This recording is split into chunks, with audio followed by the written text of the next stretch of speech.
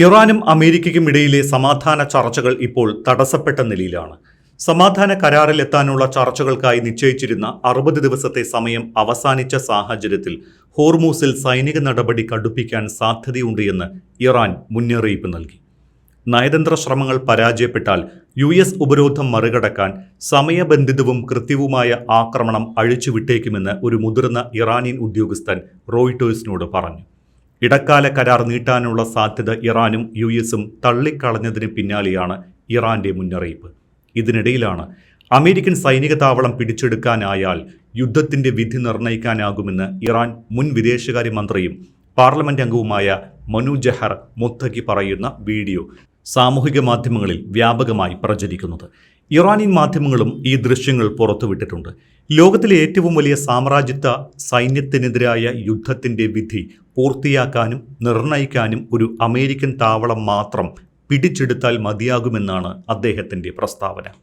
Doctor Mohan Varghese, ഇപ്പോഴത്തെ അവസ്ഥയിൽ Iranian കറൻസിയുടെ മൂല്യം തകർന്നതോടെ കടുത്ത സാമ്പത്തിക പ്രതിസന്ധിയാണ് ഇറാൻ നേരിടുന്നത്. എങ്കിലും ഒരു വിട്ടുവീഴ്ചയ്ക്ക് ഇറാൻ ഇപ്പോഴും തയ്യാറല്ല. പോരാത്തതിന് യുദ്ധസമയത്ത് ഉള്ളതിനേക്കാൾ മിസൈലുകളും ഡ്രോണുകളും ഇറാൻ സ്വായത്തമാക്കിയെന്നാണ് റിപ്പോർട്ടുകൾ സൂചിപ്പിക്കുന്നത്. വലിയ പ്രതിസന്ധികൾക്കിടയിലും എങ്ങനെ ഇറാൻ ജനരോഷം വലിയ രീതിയിൽ ഇല്ലാതെ പിടിച്ചു നിൽക്കുന്നു? എങ്ങനെയാണ് ഇവർക്ക് വീണ്ടും ആയുധങ്ങൾ കിട്ടുന്നത്? ഒപ്പം മിഡിൽ ഈസ്റ്റിലെ അമേരിക്കൻ താവളം ഇറാൻ പിടിച്ചെടുക്കാനുള്ള നീക്കം നടത്തുമോ? ആധുനിക ലോകത്തെ ഏറ്റവും വലിയ അത്ഭുതമായി മാറുകയാണ് ഇറാൻ്റെ റെസിസ്റ്റൻസ് പാരഡൈം. ഇത് ഇറാൻ പ്രതിരോധിച്ച് നിൽക്കുന്നതിൻ്റെ, പ്രത്യാക്രമണം നടത്തുന്നതിൻ്റെ ഒരു രീതി വെച്ച് നോക്കുമ്പോൾ എസിമെട്രിക്കൽ വാർഫെയറിൽ എങ്ങനെ തങ്ങളുടെ ഭാഗം ഗംഭീരമായി ആടിത്തീർക്കാം എന്നതിൻ്റെ മകുട ഉദാഹരണമായി മാറിയിരിക്കുന്നു ഇറാൻ്റെ ഡിഫൻസ് പ്രിപ്പയർഡ്നെസ്.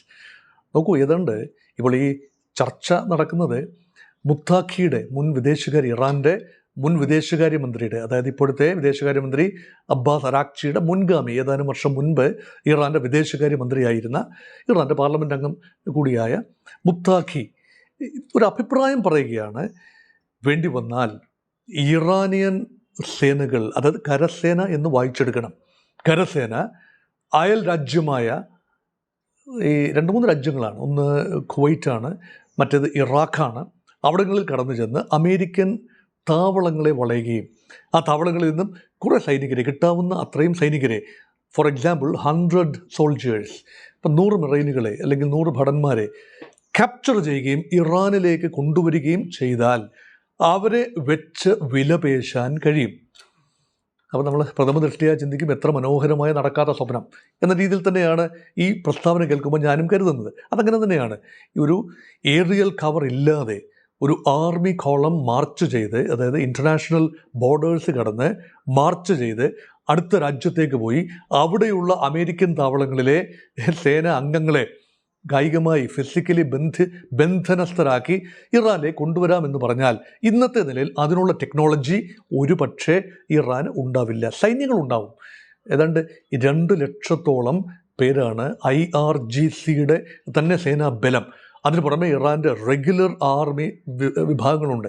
ഏതാണ്ട് 4,50,000-ഓളം ആക്റ്റീവ് ഫൈറ്റിംഗ് ഫോഴ്സസ് ഉണ്ട്. പക്ഷേ ഇതൊന്നും തന്നെ ബാറ്റിൽ ഫീൽഡിൽ ഇന്നേ വരെ വേണ്ട രീതിയിൽ പ്രയോജനപ്പെട്ടിട്ടില്ല. ഇറാൻ്റെ ആക്രമണം മുഴുവൻ തന്നെ ഏറിയൽ ആയിരുന്നു. മിസൈലുകൾ, ഡ്രോണുകൾ, റോക്കറ്റുകൾ, ഇത് തന്നെയായിരുന്നു. ഇറാൻ വിമാനങ്ങൾ കാര്യമായി ഉപയോഗിച്ചിട്ടില്ല, ഉപയോഗിക്കാൻ സാധിക്കുന്ന ഒരു അവസ്ഥയിലുമല്ല. 2 വിമാനങ്ങൾ പറന്നു ചെന്നതായും ഖത്തറിന് നേരെ ചെന്നതായും അത് ഖത്തർ വെടിവെച്ചിട്ടതായും അതിൻ്റെ വൈമാനികരെ, പൈലറ്റുമാരെ പിടികൂടിയതായും റിപ്പോർട്ടുകൾ ഉണ്ടായിരുന്നു. പക്ഷേ ഖത്തർ പറയുന്നു അങ്ങനെ ഒരു സംഭവമേ ഉണ്ടായിട്ടില്ല, തങ്ങൾ ആരെയും പിടിച്ചു വെച്ചിട്ടേ ഇല്ല എന്ന് പറയുന്നു. സത്യം എവിടെയാണ് എന്ന് കൃത്യമായി വിവരിക്കാനാവില്ല. പക്ഷേ ഇറാനിയൻ വ്യോമസേന ആക്രമണങ്ങളിൽ പങ്കെടുക്കാനാവില്ല. കാര്യമായ വ്യോമസേന സാന്നിധ്യവും ഇറാന് ഇപ്പോഴത്തെ നിലയിൽ ഇല്ല. പിന്നെ ഉള്ളത് കരസേനയാണ്. അപ്പോൾ കരയുദ്ധത്തിലേക്ക് അമേരിക്കൻ സേനകൾ ഇറാൻ ഉള്ളിലേക്ക് പ്രവേശിച്ചാൽ കളി മാറുമെന്ന് വ്യക്തമായി പല ആവർത്തി ഇതേ പങ്ക്തിയിൽ സൂചിപ്പിച്ചിട്ടുള്ളതാണ്. അതല്ല ഇപ്പോൾ പറയുന്നത്, അയൽ രാജ്യത്തേക്ക് കയറി ഒരു പ്രീഎംപ്റ്റീവ് സ്ട്രൈക്കിലൂടെ, അതായത് ഒക്ടോബർ 7, 2023 ഹമാസ് ഇസ്രയേലിനുള്ളിൽ കടന്നു കയറി 250 പേരെ പിടിച്ചുകൊണ്ട് പോയതിന് സമാനമായ രീതിയിൽ ഒരു ആക്രമണവും അമേരിക്കൻ ഭടന്മാരെ പിടിച്ചുകൊണ്ട് പോവുകയും എന്നതാണ് മുന്നോട്ട് വെച്ച പദ്ധതി അല്ലെങ്കിൽ ഒരു ചിന്തയായി കൊണ്ടുവരികയാണ്. അതിൻ്റെ ഫീസിബിലിറ്റിയാണ് ഇപ്പോൾ സംസാരിച്ചു കൊണ്ടിരിക്കുന്നത്. അതിൻ്റെ ഫീസിബിലിറ്റി പ്രഥമ ദൃഷ്ടിയ പൂർണ്ണമായി അസംഭവ്യമാണ് എന്ന് തന്നെ വേണമെങ്കിൽ കരുതാം. പക്ഷേ ഇതിന് പിന്നിൽ ഒരു മനഃശാസ്ത്രമുണ്ട്. അമേരിക്കയുടെ ഭടന്മാർ അല്ലെങ്കിൽ അമേരിക്കയുടെ സേനാ അംഗങ്ങൾ അവരുടെ ആത്മവീര്യം പരമാവധി കുറച്ചു നിർക്കുന്നതിൻ്റെ ഭാഗമായി ഏത് നിലയിലും ഇറാനിയൻ സോർട്ടി അല്ലെങ്കിൽ ഇറാനിയൻ ഒരു റെയ്ഡ് ഉണ്ടാവും. ഇറാൻ നേരിട്ടല്ല ചെയ്യുന്നതെങ്കിൽ ഒരുപക്ഷെ ഇറാഖിലെ ഈ MPF ഫോഴ്സസ് വേണമെങ്കിൽ ഇറാൻ്റെ പ്രോക്സിയാണ്. ഒരു ഷിയ മിലീഷ്യ എന്ന നിലയിൽ ഇറാഖിലുള്ള ഇറാൻ്റെ പ്രോക്സികൾക്ക് വേണമെങ്കിൽ രംഗത്ത് വരാം. ഇറാഖിലുള്ള ചില താവളങ്ങളിലേക്ക് പ്രവേശിച്ച് വേണമെങ്കിൽ ഏതാനും അമേരിക്കൻ പൗരന്മാരെ, അമേരിക്കൻ ഭടന്മാരെ അപായപ്പെടുത്താൻ കഴിയും. അത് പൂർണ്ണമായി അസ്ഥാനത്തല്ല. ഇറാനിയൻ സൈന്യം, റെഗുലർ ഇറാനിയൻ ആർമിക്ക് കടന്നു കയറാൻ പറ്റില്ല എന്നത് വ്യക്തവുമാണ്. അപ്പോൾ അങ്ങനെ നോക്കുമ്പോൾ ഇങ്ങനെയുള്ള ഒരു ഇറാനിയൻ പാർലമെൻറ്റ് അംഗം അല്ലെങ്കിൽ മുൻ വിദേശകാര്യമന്ത്രിയുടെ പ്രസ്താവനയെ പൂർണ്ണമായി ലഘുവായി എടുക്കേണ്ടതില്ല. പുതിയ പുതിയ തന്ത്രങ്ങൾ ഒരുപക്ഷെ ഇറാൻ ആവിഷ്കരിച്ച് മുന്നോട്ട് പോകും. അതാണൊരു കാര്യം. പക്ഷേ ഈ തന്ത്രങ്ങൾ വെട്ടിവിളിച്ച് പറയുന്നു എന്ന് പറഞ്ഞാൽ ഹിമാലയൻ ബ്ലണ്ടർ. അങ്ങനെയെങ്ങാനും ഒരു പദ്ധതി ഉണ്ട് എങ്കിൽ തന്നെ അതിങ്ങനെ പബ്ലിക് പ്ലാറ്റ്ഫോമിൽ പച്ചക്ക് വിളിച്ചു പറയുമ്പോൾ എന്ത് തരം പ്ലാനിംഗ് ആണുള്ളത്? ഈ രഹസ്യാത്മകതയാണ് ഒരു യുദ്ധവിജയത്തിൻ്റെ ഏറ്റവും കാതലായ കാര്യം. രഹസ്യാത്മകതയാണ്. തങ്ങൾ നടത്താൻ പോകുന്ന ഒരു നീക്കത്തെക്കുറിച്ച് വളരെ രഹസ്യമായി ഗോപ്യമായി കാര്യങ്ങൾ സംസാരിക്കുകയും അതേസമയം സമയം വരുമ്പോൾ പ്രവർത്തിക്കുകയും ചെയ്യുക എന്നതാണ് ഒരു പ്രതിയോഗിയെ ബാക്ക്ഫുട്ടിലാക്കാൻ പറ്റുന്ന മാർഗം. അതുകൊണ്ട് ആ ഒരു പ്രപ്പോസൽ ഏതാണ്ട് പൂർണ്ണമായി തള്ളിക്കളയാവുന്നതാണ്. ഞാനത് ഒട്ടും സാധ്യമാകുന്ന ഒരു കാര്യമായി ചിന്തിക്കുന്നില്ല. Theoretically possible but practically impossible. Maximum ചെയ്യാനാവുന്ന പ്രോക്സികളെ കൊണ്ട് ചില അമേരിക്കൻ താവളങ്ങളിൽ നാശനഷ്ടങ്ങളിലെ ചില അമേരിക്കൻ സൈനികരെ വധിക്കാൻ ആവുമായിരിക്കാം. അതാണൊന്ന്.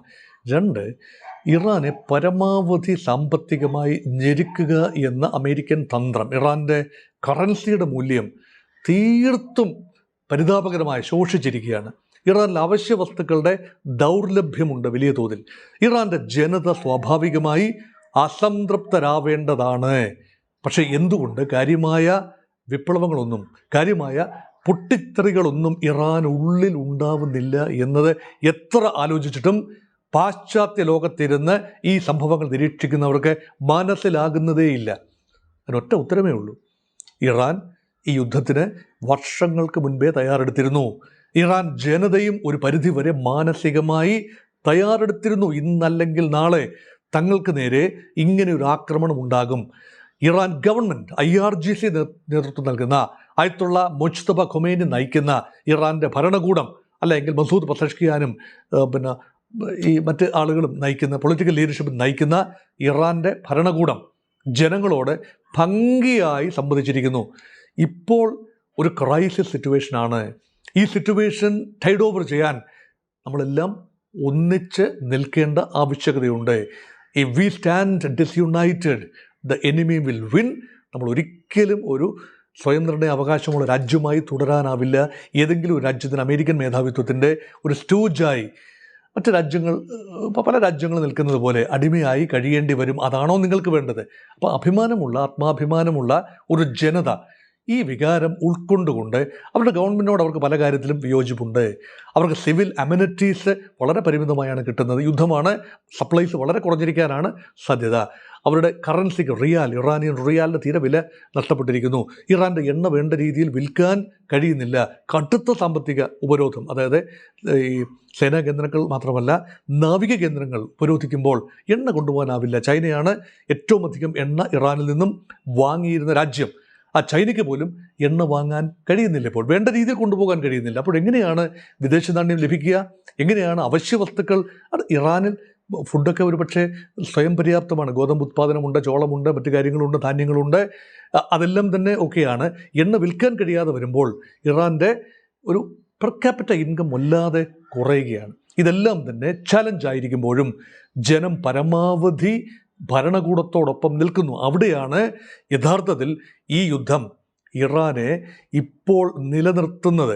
അല്ലെങ്കിൽ പിടിച്ചു നിൽക്കാൻ ലോകത്തെ ഏറ്റവും വലിയ സൈനിക ശക്തിയായ അമേരിക്കയോട് പൊരുതി നിൽക്കാൻ കഴിയുന്നതിൻ്റെ പിന്നിൽ ജനം ഇപ്പോഴത്തെ ഗവൺമെൻറ്റിന് നൽകുന്ന കലവറയില്ലാത്ത ഒരു പിന്തുണയാണ്.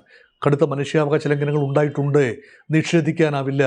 പലരും ഗവൺമെൻറ്റിനോട് വലിയ പരിഭവത്തിലാണ്, വിരോധത്തിലാണ്. ഈ ഗവൺമെൻറ് മാറണം, ഈ രീതി മാറണം, മതഘടനകൾ നയിക്കുന്ന സംവിധാനം മാറണം എന്ന് ആത്മാർത്ഥമായി ആഗ്രഹിക്കുന്ന വലിയൊരു വിഭാഗം ജനങ്ങൾ ഇറാനിലുണ്ട്. പരിഷ്കരണവാദികളായ ആളുകൾക്ക് മുൻതൂക്കമുള്ളത് കൊണ്ടാണല്ലോ മസൂദ് പെസഷ്കിയാൻ എന്ന പുരോഗമനവാദിയായ, പരിഷ്കരണവാദിയായ, മിതവാദിയായ ഒരാളെ ജനങ്ങൾ തിരഞ്ഞെടുത്തത്. അതുകൊണ്ട് പബ്ലിക് മൂഡ് വളരെ നല്ലതാണ്. പക്ഷേ ഇസ്രായേലും അമേരിക്കയും നടത്തുന്ന കടന്നുകയറ്റത്തെ ഒരു രീതിയിലും ഇറാനിയൻ ജനത അംഗീകരിക്കുന്നില്ല എന്നതുകൊണ്ടാണ് ഇത്രയും ബുദ്ധിമുട്ടുണ്ടെങ്കിലും ജനം പിടിച്ചു നിൽക്കുന്നത്. അതുകൊണ്ടാണ് ഏതെങ്കിലും കാരണവശാൽ സൈന്യം, കരസേനകൾ യുദ്ധത്തിലേക്ക് പ്രവേശിക്കേണ്ടി വന്നാൽ ജനങ്ങളുടെ നിലപാട് വളരെ പ്രധാനമാണ്. ഇനി നോക്കൂ, ഒരു കരയാക്രമണത്തിലേക്ക് അമേരിക്ക തിരിച്ച്, ഇറാൻ അങ്ങോട്ടല്ല, ഇറാൻ അമേരിക്കൻ താവളങ്ങളിലേക്ക് ആക്രമണമല്ല, അമേരിക്ക ഏതെങ്കിലും കാരണവശാൽ ഇറാൻ ഉള്ളിലേക്ക് ഒരു കരയുദ്ധവുമായി പ്രവേശിക്കുന്ന അന്തരീക്ഷമുണ്ടായാൽ ജനങ്ങൾ എങ്ങനെ പെരുമാറും? റിസർവ് സേനകൾ രംഗത്ത് വരേണ്ടി വരും. വലിയ രീതിയിലുള്ള റെസിസ്റ്റൻസ്, ജനകീയ റെസിസ്റ്റൻസ് ഉണ്ടാകേണ്ടി വരും. അവിടെയാണ് ഇറാൻ്റെ വിഖ്യാതമായ ഇന്നോവേറ്റീവായ മൊസൈക്ക് ഡിഫൻസ് സംവിധാനം പ്രയോജനപ്പെടുന്നത്. എന്താണ് മൊസൈക്ക് ഡിഫൻസ്? 31 പ്രവിശ്യകളാണ് ഇറാനുള്ളത്. ഈ 31 പ്രവിശ്യകളിലും അതീവ വികേന്ദ്രീകൃതമായി കമാൻഡ് കൺട്രോൾ സംവിധാനങ്ങൾ ഒരുക്കുകയാണ്. അവിടങ്ങളിലൊക്കെയുള്ള ഇൻഡിപെൻഡൻ്റായ തീരുമാനങ്ങൾ എടുക്കാൻ ഓരോ പ്രവിശ്യയിലും എന്താണ് തീരുമാനം എന്നത് അതാത് പ്രവിശ്യ കമാൻഡർക്ക് തീരുമാനിക്കാവുന്ന രീതിയിൽ ഏകീകൃത സംവിധാനമുണ്ട് എങ്കിൽ പോലും അത് മറ്റ് രാജ്യങ്ങൾക്കുള്ളതുപോലെയുള്ള സംവിധാനമല്ല. അതുകൊണ്ട് കംപ്ലീറ്റ്ലി ഡീസെൻട്രലൈസ്ഡ് ഡിഫൻസ് എസ്റ്റാബ്ലിഷ്മെൻറ്റ്, അവരുടെ പരിതസ്ഥിതിക്കിണങ്ങുന്ന, അവരുടെ ടോപ്പോഗ്രഫിക്ക് ഇണങ്ങുന്ന ഒരു ഡിഫൻസ് പാരഡൈം. ചിലത് മലനിരകളാണ്, അതിന് ചേരുന്ന രീതിയിലുള്ള ഒരു ഒളിയിടങ്ങൾ, ഒളിസങ്കേതങ്ങൾ, ഗുഹകൾ, അങ്ങനെയുള്ള സ്ഥലങ്ങളിലുള്ള പതിയിരുന്നുള്ള ആക്രമണം, ഇതെല്ലാം ആംബുഷ് ചെയ്യാൻ സാധിക്കും. അതേസമയം സമതലങ്ങളിൽ അങ്ങനെയുള്ള ഫൈറ്റിംഗ് അല്ല വേണ്ടത്. ആണവ നിലയങ്ങൾ സംരക്ഷിച്ച് നിർത്തുന്നത് മറ്റൊരു കടമയാണ്. ഇസ്ഫഹാനിലും ദഥാൻസിലും ഫർദോയിലും ഒക്കെയുള്ള ആണവ നിലയങ്ങൾ, പിക്കാക്സ് മൗണ്ടൻ്റെ അടിയിൽ ഇപ്പോഴും കനത്ത സുരക്ഷയിൽ ആണവ സമ്പുഷ്ടീകരണമല്ല എങ്കിലും ആണവ പദ്ധതിയുമായി ബന്ധപ്പെട്ട കാര്യങ്ങൾ ഉണ്ട് എന്നതാണ് ഇപ്പോഴും നിഗമനം. അപ്പോൾ ഇതൊക്കെ ഒരു കരയുദ്ധത്തിലൂടെ അല്ലാതെ ബങ്കർ ബസ്റ്റർ ബോംബറുകൾ ഉപയോഗിച്ചുകൊണ്ട് അത് തകർക്കാൻ പരമാവധി ശ്രമിച്ചല്ലോ. എന്നിട്ടെന്തായി? ഇപ്പോഴും മുന്നോട്ട് പോകുന്നത്. മാത്രമല്ല, ഇറാൻ്റെ ശക്തി മിസൈലുകളാണ്. യുദ്ധം തുടങ്ങുന്നതിന് മുൻപ് അമേരിക്ക കണക്കുകൂട്ടിയിരുന്നത് ഏതാണ്ട് 1600 കൺവെൻഷണൽ മിസൈലുകൾ, അത് ബാലിസ്റ്റിക് മിസൈലുകളാണ്. അണവായുധം ഇല്ലാത്തതുകൊണ്ട് അത് വഹിക്കാൻ കഴിയില്ലല്ലോ. അതുകൊണ്ട് കൺവെൻഷണൽ മിസൈലുകൾ 1600ഓളം മിസൈലുകളാണ് ഉണ്ടായിരുന്നത്. അതിൽ സിംഹഭാഗവും ഒന്നുകിൽ ഉപയോഗിച്ച് തീർത്തു, അല്ലെങ്കിൽ അത് ശേഖരിച്ചു വെച്ചിരിക്കുന്ന ഇടങ്ങളിൽ ആക്രമണം നടത്തി നശിപ്പിച്ചു. ഇതായിരുന്നു അമേരിക്കൻ ക്ലെയിം. പക്ഷേ 2024 ഇറാൻ ഇസ്രായേൽ യുദ്ധമുണ്ടായി. 25 ജൂൺ മാസം യുദ്ധമുണ്ടായി.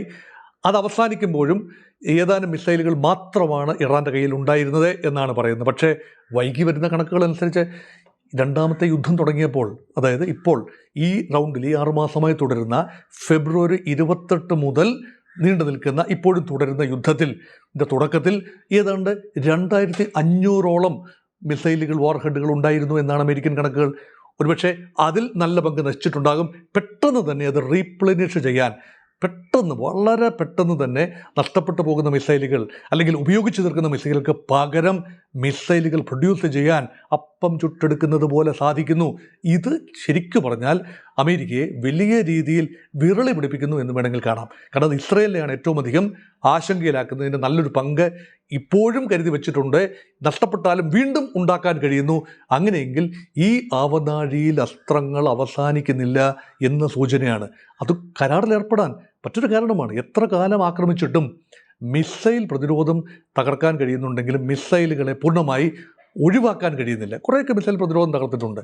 അതായത് ഇറാൻ്റെ ഏറിയൽ ഡിഫൻസ് സംവിധാനം വലിയ തകർച്ചയിലാണ്, സംശയമില്ല. അമേരിക്കൻ വിമാനങ്ങൾക്ക് യഥേഷ്ടം പറന്നു ചെന്ന് ഇറാനിൽ എവിടെയും ബോംബ് ചെയ്യാൻ കഴിയുന്നു.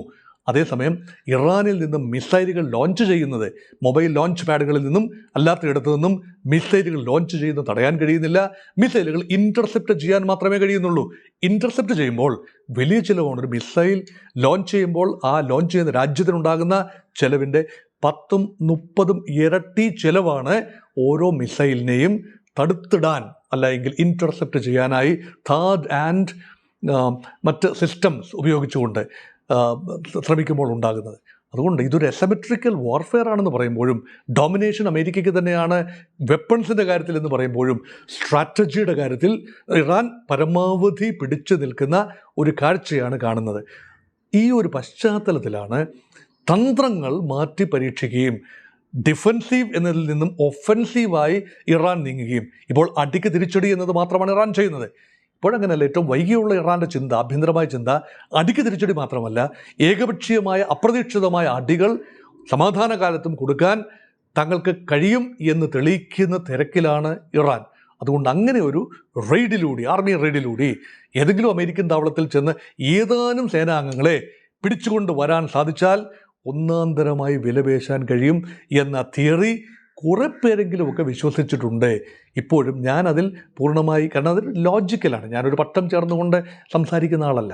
ഞാൻ ഏതെങ്കിലും രീതിയിൽ ഒരു രാജ്യത്തെ പൊക്കി പറയുകയോ അവർക്കതിന് കഴിയും എന്ന് പറയുകയോ, അല്ല കഴിയുമെന്ന് തോന്നിയാൽ കഴിയുമെന്ന് പറയും എന്നു മാത്രം. പക്ഷേ അത് സാധിക്കില്ലായിരിക്കാം. പക്ഷേ ഒരു ആശയക്കുഴപ്പമുണ്ടാക്കാൻ, അമേരിക്കൻ റാങ്ക്സിൽ വലിയ രീതിയിൽ കൺസേൺ ഉണ്ടാക്കാൻ, അമേരിക്കൻ താവളങ്ങൾ കുറച്ചുകൊണ്ട് വരാൻ അമേരിക്കയെ നിർബന്ധിതരാക്കാൻ, അതുമാത്രമല്ല ഹോസ്റ്റ് രാജ്യങ്ങൾക്ക് മാറി ചിന്തിക്കാൻ അവസരം നൽകുന്ന രീതിയിൽ വേണ്ടി വന്നാൽ തങ്ങളുടെ കരസേന കുവൈറ്റിലേക്ക് ഇരച്ചു കയറും, അല്ലെങ്കിൽ പിന്നെ തൊട്ടടുത്ത രാജ്യമായി ഇറാഖിലേക്കെങ്കിലും കടന്നു കയറാൻ കഴിയും. കാരണം ഒരു അഭിശപ്തമായ ചില മെമ്മറീസ് ഉണ്ട്. ഒന്നാം ഗൾഫ് യുദ്ധത്തിൽ ബസ്ര പിടിച്ചെടുക്കാൻ ഒരു ശ്രമം നടത്തി ഇറാൻ. അതിനു മുൻപ് തന്നെ ഇറാൻ ഇറാഖ് യുദ്ധ സമയത്തും ഇറാഖിൻ്റെ തെക്കൻ പ്രദേശമായ തുറമുഖ മേഖലയാണ് ബസ്ര. അവിടെ ഷിയാക്കൾക്ക് നല്ല ഭൂരിപക്ഷമുള്ള ഒരു പ്രദേശവുമാണ് ഇറാഖിൻ്റെ തെക്കൻ പ്രദേശം. അവിടം പിടിച്ചെടുക്കാൻ ഇറാൻ്റെ സേനകൾ ശ്രമിച്ചു. പക്ഷേ സദ്ദാം ഹുസൈൻ അതിനെ പരാജയപ്പെടുത്തി. ഇറാഖിൻ്റെ നേതാക്കൾ അതിനെ പരാജയപ്പെടുത്തി, സൈന്യം പരാജയപ്പെടുത്തി. ആ ഓർമ്മകളൊക്കെ ഇറാൻ ഉള്ളതുകൊണ്ട് പെട്ടെന്നൊരു കരയുദ്ധം, അയൽ രാജ്യങ്ങൾക്ക് നേരെ ഒരു കരയുദ്ധം എന്ന സാഹസത്തിലേക്ക് ഇറാൻ പോവില്ല എന്ന് തന്നെയാണ് ഞാൻ പ്രതീക്ഷിക്കുന്നത്. പക്ഷേ ഭയാശങ്കകൾ വിതയ്ക്കാൻ ഇങ്ങനെയുള്ള പ്രസ്താവനകൾ തീർച്ചയായും ഉതകും എന്നുകൂടി ഓർമ്മിപ്പിച്ചുകൊണ്ട് നിർത്തട്ടെ. നമസ്കാരം.